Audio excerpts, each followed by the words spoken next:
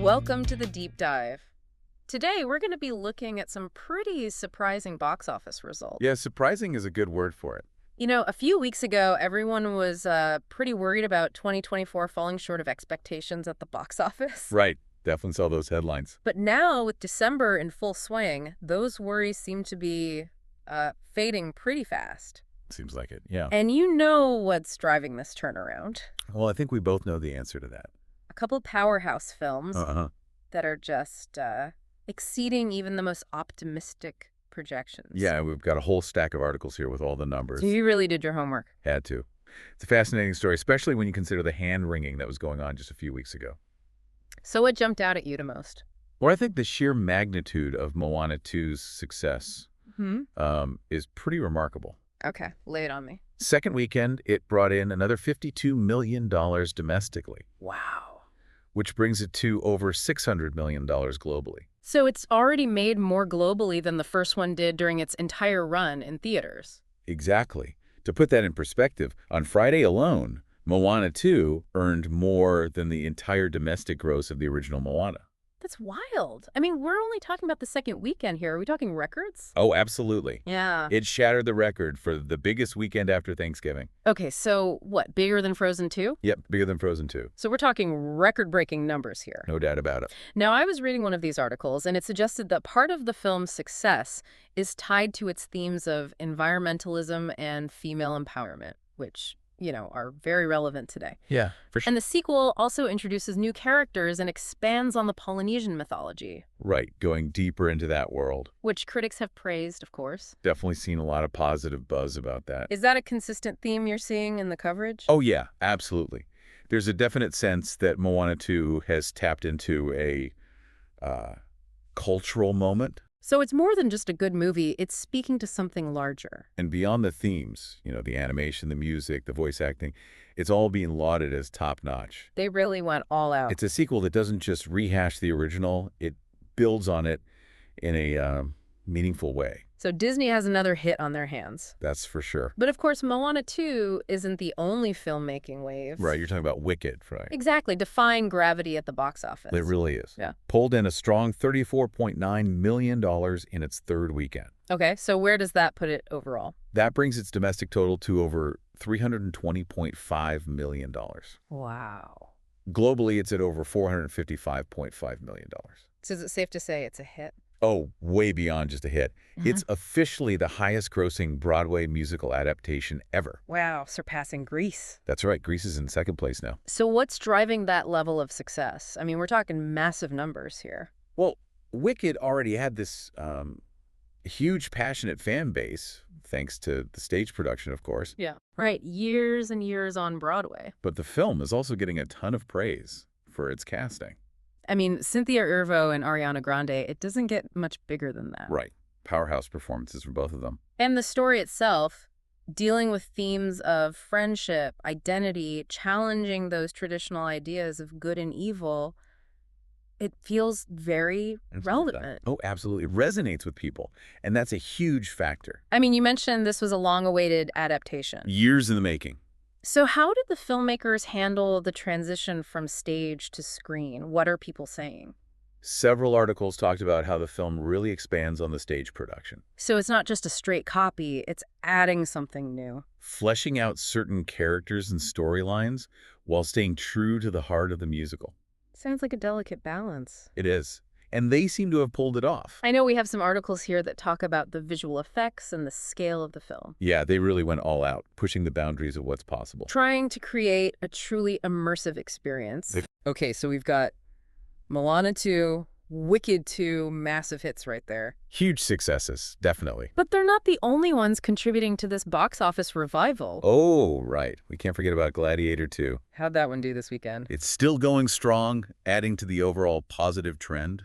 And remember how everyone was worried about the 2024 box office falling short of $8 billion? Oh, yeah, that was a big concern. Well, what's the outlook now? Thanks in part to these three films, revenue projections are looking much better. Okay, so what are we talking now? Closer to $8.5 to $8.6 billion. That's fantastic news. Definitely a positive sign. It's always great to see the film industry thriving. I agree. Now, you also included an article about the re-release of Interstellar for its 10th anniversary. Oh, right. That one's interesting. And it seemed to make quite an impact, even though it was a limited release. It really did. Played in only 166 IMAX theaters, but still managed to bring in an impressive $4.5 million. Wow. So it snagged the 6th spot in the box office rankings. That's right. 6th place with only 166 theaters. And didn't your note say every single showing sold out? Every single one. Wow, that's incredible. What do you think is driving that kind of demand for a film that's a decade old? Is it just nostalgia? Nostalgia is definitely part of it, but I think there's more to it than that. Interstellar explores themes that are, timeless, universal. What do you mean? Humanity's future, the power of love, the nature of time, these big philosophical questions. Yeah, those never go out of style. Exactly. And visually, the film is absolutely stunning, especially in the IMAX format. Oh, I bet. I remember seeing it in theaters when it first came out, and it was incredible. Right. It's the kind of film that demands to be seen on the big screen. So it's not just nostalgia, it's the whole experience. I think so. People want to see it again, and they want to see it in a way that they can't replicate at home. Exactly. It's a reminder that great storytelling, powerful visuals, those things have a timeless appeal. Okay, so we've got Moana 2, Wicked, Gladiator 2, and even Interstellar, proving that audiences are still excited to go to the movies. There's definitely still an appetite for the theatrical experience. But not every film is a hit, of course. That's true, and we've got an example of that right here. What are you thinking of? A24's new release, Y2K. Oh, yeah, that one seems to have underperformed a bit. Underperformed is putting it mildly, I think. Okay, well, let's look at the numbers. What did it bring in? It debuted in 9th place with $2.1 million from over 2,000 theaters. So that's quite a contrast to Interstellar. It really is. Interstellar made more than double that in less than 10% of the theaters. So what happened? Why didn't Y2K connect with audiences? Well, it got a C Cinema score, which basically means audiences weren't thrilled with it. Ouch, that's not good. And the critical response wasn't much better either. So even with A24's reputation for interesting films, this one just didn't seem to hit the mark. It happens. Not every film is a hit. True enough. And Y2K kind of reminds us that even with a talented cast and a seemingly interesting premise, there are no guarantees. It's a tough business. It really is. Very competitive. And sometimes a film just doesn't find its audience. That's a good point. And sometimes, the timing's just not right. Right. You can have all the right ingredients, but if it's not the right moment, it just won't connect. It's a fickle beast, the movie business. But A24 did have another release this weekend, right? Queer with Daniel Craig. Oh, yeah. And that one seems to be taking a very different approach. Yeah, I was just looking at the numbers here. So what are your thoughts? It had a more limited release. Right, just 47 theaters. Interesting. What do you make of that strategy? It seems like they're not really aiming for blockbuster numbers, are they? Not with this release, no. More about building momentum ahead of awards season, I guess? Yeah, and the Golden Globe nominations are coming up soon. Oh, that's right. I wonder how Queer will fare. Well, we'll have to wait and see. It'll be interesting to watch, that's for sure. For sure. Okay, so we've got a mix of successes and maybe not so successful releases this weekend. The whole spectrum of the movie business. But overall, things seem to be heading in a positive direction, right? Absolutely. I mean, the box office is on track to exceed expectations. Audiences are turning out for a variety of films. Definitely a good sign. It's great to see. Now, before we move on, I'm curious, what stood out to you the most from all of this? That's a tough one. I know, it's a lot to process. I think the biggest takeaway for me is the sheer variety of successes we're seeing. What do you mean? We've got a sequel to an animated classic, a Broadway adaptation, a re-release of a sci-fi epic, all doing incredibly well. Right, and they're all so different. It suggests there's no one-size-fits-all formula for success at the box office anymore. That's an interesting point. Audiences are receptive to different types of stories, different genres, different experiences. It's not just about superheroes and sequels anymore. Definitely not. There's room for everything as long as the story is compelling and it's executed well. I like that. So yeah, I'd say that's the biggest takeaway for me. Variety is the spice of life, even at the box office. And we're only just getting started with our deep dive. Right. We've only scratched the surface here. We've looked at the numbers. The raw data. But next, we're going to explore some of the deeper factors at play. Why? Behind the what? Exactly. Why are these films resonating with audiences? What lessons can we learn from the films that didn't fare as well? All those juicy details. We'll be back in a minute to dig deeper into all of that. Can't wait. Okay, so we've talked about the raw numbers, but now let's dig a little deeper into some of the factors that are, driving these trends. Yeah. Let's get into the nitty-gritty. When you look at the success of, Moana 2 and Wicked, what are some of the common threads you see? Well, I mean, on the surface, they both offer, escapism, incredible visuals, and stories that resonate emotionally. Right, the things that draw people to the movies in the first place. Exactly. But there are also some interesting differences in their appeal as well. Oh, okay, like what? For instance, Moana 2's success seems to be really tied to um, those themes of environmentalism and female empowerment. Which, as we said before, are very relevant today. Exactly, tapping into that cultural zeitgeist. And you mentioned that one of the articles argued that the sequel's expansion on, Polynesian mythology is also a big draw. Oh, absolutely. It's not just a rehash. It's actually deepening the world and the lore. It's giving people something new while still honoring what they loved about the first one. Exactly. It's striking that balance between familiarity and novelty. Did you see similar arguments in other sources? Oh, yeah, definitely. Several critics have pointed out that Moana 2 feels like a natural progression of the story. So it's not just a cash grab, it's actually a well-crafted sequel. Exactly. It manages to appeal to both nostalgia and a desire for something fresh, which is a pretty neat trick. Yeah, you don't see that very often. It's a tough balance to strike. But Wicked is a different beast altogether. Oh, yeah, totally different. It's an adaptation of a beloved musical, so it's already got that built-in audience. That passionate fan base. But it's interesting that it surpassed even Grease in terms of box office success. Right, and Grease was a phenomenon. So what do you think is driving that level of success? I mean, we're talking massive numbers here. Well, as we talked about, it definitely benefits from that pre-existing fan base. Right, people who already love the music and the story. But the film's also gotten a lot of praise for its casting.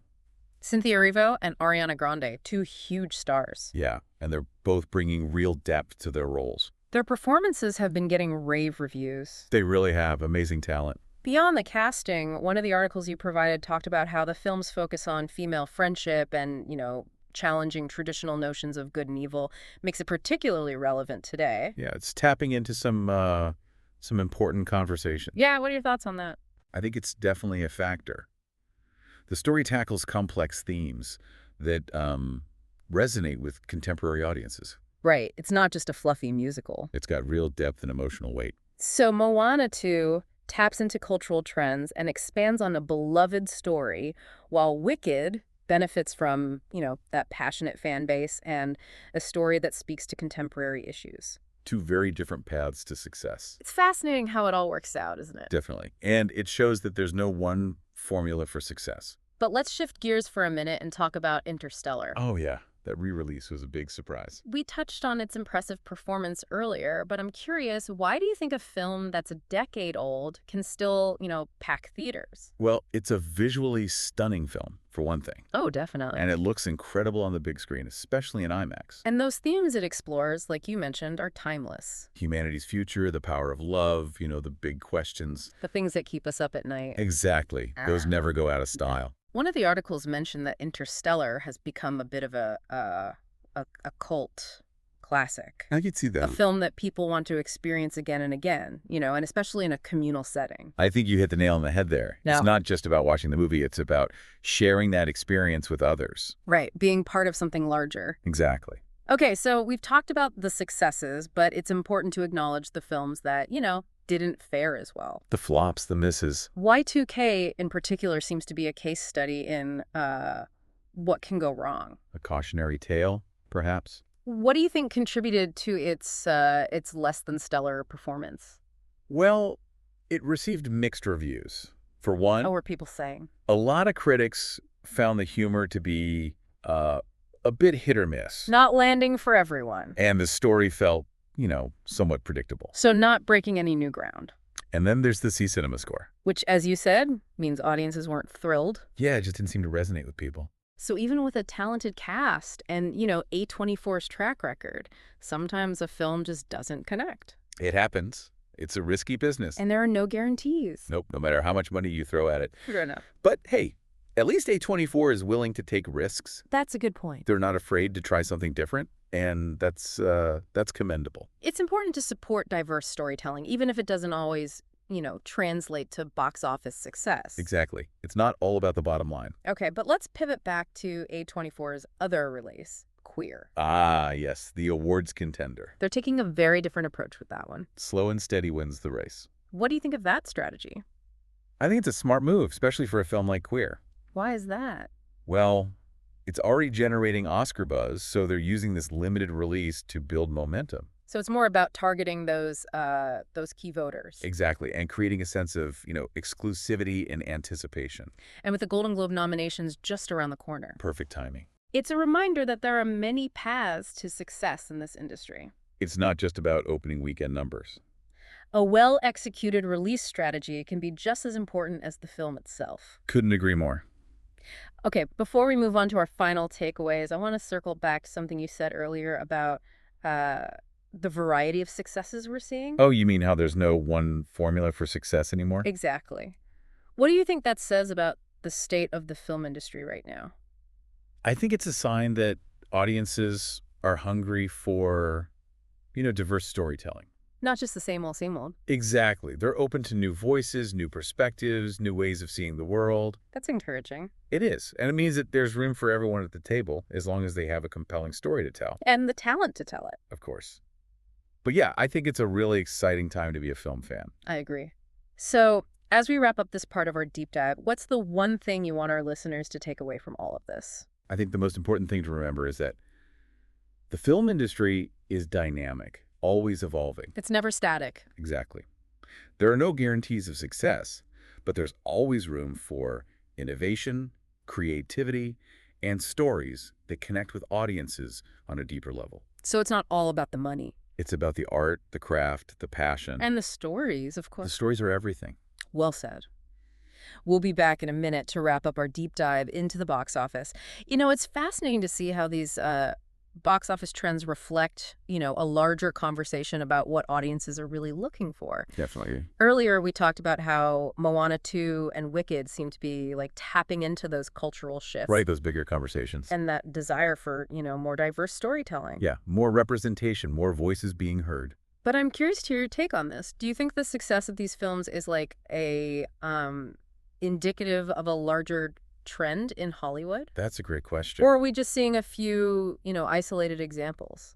It's tough to say for sure. I mean, it's still early. Right. It's only December. But there's definitely a growing awareness in Hollywood, I think, about the importance of representation. Right. Okay, so what do you mean? Well, we're seeing more films with diverse casts and crews, more stories that center on, marginalized voices.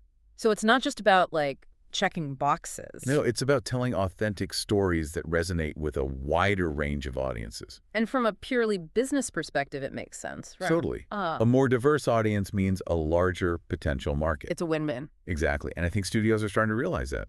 So we might be seeing a real shift here. It's possible, yeah. But speaking of shifts, let's go back to Queer for a second. Oh, yeah, with Daniel Craig. It's interesting that A24 is, like, taking a very different approach with this film. Right, going for the awards. Instead of aiming for, those blockbuster numbers. More of a slow burn. Do you think that strategy is effective? I mean, especially in today's landscape where, streaming services dominate so much of the conversation. I think it's a smart move, especially for a film like Queer that's, already generating that critical acclaim and awards buzz. Right. It's getting people talking. A limited release lets them build momentum, target specific audiences, create a sense of, exclusivity. And anticipation. Exactly. And a strong showing at, awards ceremonies like the Golden Globes can really boost a film's profile. Oh, absolutely. Lead to more attention, maybe even wider distribution down the line. It's a long game strategy. Where it can pay off. Definitely. And, it's interesting to think about how even with the rise of streaming, there's still a lot of value in a theatrical release. Especially for films like Queer. Right. Films that are generating that buzz, critical acclaim, awards talk. It adds a certain legitimacy. A sense of prestige. Yeah, it creates a cultural moment. Something that's hard to replicate through streaming alone. It's about the experience. More than just watching a movie. Okay, and speaking of experiences, we can't forget about Interstellar and that, remarkable re-release. Yeah, who would have thought? Do you think this resurgence of interest is, like, speaking to a larger nostalgia for cinema, for that shared experience. I think there's definitely an element of nostalgia there, especially for people who saw it, the first time around. Right, back in 2014. But I also think it speaks to the enduring power of certain films. Films that transcend time. Right. They just stick with you. And the fact that it was a, limited IMAX release probably added to the appeal, right? Oh, yeah, for sure. Like it's an event. It's not something you can just, casually stream at home. Exactly. You got to go out, be part of a crowd, experience it on that massive screen. It's a communal experience. And that's something that's maybe getting lost in the age of streaming. I think so. It's a reminder that, film at its core is a communal art form. It brings people together. We share stories, we create those moments of collective wonder. Those shared emotions. Exactly. And I think that's a powerful thing, especially in a world that can feel, increasingly isolating. I agree. Yeah. So as we wrap up this deep dive, what's the key takeaway for our listeners? What do I want them to remember? What have we learned? I want them to remember that the film industry is, constantly evolving. It's always changing. It's a place where creativity and innovation are rewarded, where diverse voices are, finding new platforms. And where storytelling still matters. The stories are what it's all about. That's what connects us. Absolutely. I think it's worth noting that this deep dive has been about, so much more than just box office numbers. Oh, definitely. We've talked about the state of the industry, the power of storytelling, and how film reflects, our understanding of the world. It's all connected. It really is. And ultimately, it's about celebrating the magic of cinema. That shared experience. Exactly. And its ability to transport us, inspire us, remind us of what it means to be human. Beautifully said. And on that note, we'll wrap up this episode of The Deep Dive. This has been fun. It has. Thank you for joining us, and we'll see you next time for another deep dive into a topic that's sure to spark your curiosity. Always exploring, always learning. Until then, keep watching movies. For more entertainment news, subscribe to The Hollywood Reposter.